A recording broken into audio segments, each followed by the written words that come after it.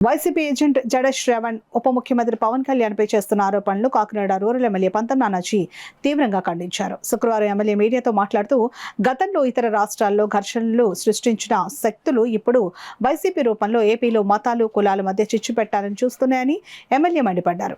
ఒక రకమైన భయాన్ని ప్రజల్లో తయారు చేస్తా ఉన్నారు. నేను ప్రజలకు ఒకటే నిర్ణయించుకుంటా ఉన్నాను. మీరు గత 5 సంవత్సరాల పరిపాలన చూశారు. వ్యవస్థలను విచారణ చేశారు. ఎక్కడన్నా సరే డబ్బులు వచ్చిపోయి దొంగలు చూశాను, ఇంకో రకంగా దౌర్జన్యం చేసి దొంగలు చూశాను అని వ్యవస్థలను సర్వనాశనం చేసి వెళ్ళిపోతే వ్యవస్థలను నిర్వీర్యమైపోయిన వ్యవస్థలను బాగు చేయడానికే 5 సంవత్సరాల సమయం సరిపోతే పరిస్థితిలో మీరు పెట్టింది. అంటే మీకు ముందు తెలీదా అని మీరు అడగచ్చు. నిజంగా ఇంత దారుణం ఏదో అవినీతికి పాల్పడ్డారు, అడ్డగోలుగా దోచుకున్నారు అన్నదే అనుకున్నాం. కానీ మేము పరిపాలనలోకి వచ్చాక చూస్తే ఏ వ్యవస్థ కూడా దాని పరమైన రికార్డుల్లో దాని పక్కన ఎంబుక్కులు చూస్తే అక్కడ రికార్డ్ చేద్దాం అంటే ఎంబుక్కులు చూస్తే ఎంబుక్కుల్లో పేజీలు తీపిసిన ఎంబుక్కులు ఇంజనీరింగ్ సైడ్లోకి ఎత్తులోకి అలా హౌసింగ్ సైడ్లోకి ఎత్తులోకి ఒక సైడ్ నింపేసి రకరకాలుగా ఎత్తర చేసేసి టోటల్ వ్యవస్థలను భ్రష్టు పట్టించి సర్వనాశనం చేశారు.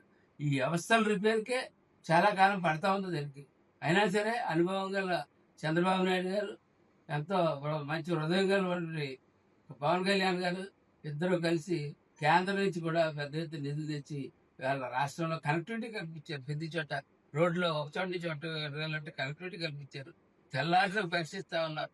తెల్లారులోకి చెప్పుకుంటా పోతే ఈ సంక్షేమ కార్యక్రమం అనేక చేస్తా ఉన్నారు. కానీ ప్రధానమైన లక్ష్యం ఏంటంటే క్రైస్తవ సోదరులందరికీ కూడా మనం అనేక సంవత్సరాలు మనం కలిసి పక్కన వెళ్ళాం.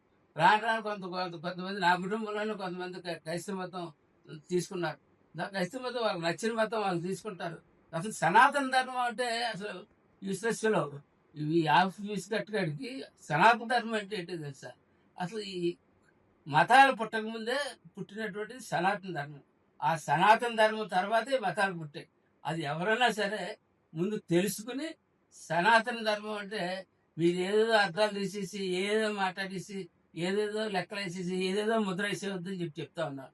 సనాతన ధర్మం ముందు పుట్టిందా, మతాలు ముందు పుట్టాయా అన్నది ముందు మీరు క్లారిటీ తెచ్చుకోవాల్సిందిగా నేను మీ అందరికీ కోరుకుంటూ, అలాగే ఈ శ్రావణ్ అలాగే ఈ రావణ్ ఇలాంటి ఆఫ్కట్ శ్రావణ్ ఇటువంటి వ్యక్తులు వాళ్ళు ప్రోత్సహిస్తున్న ప్రకాశ్ రాజ్ లాంటి కొడుకులు కూడా చాలా తీవ్రంగా వారిని కూడా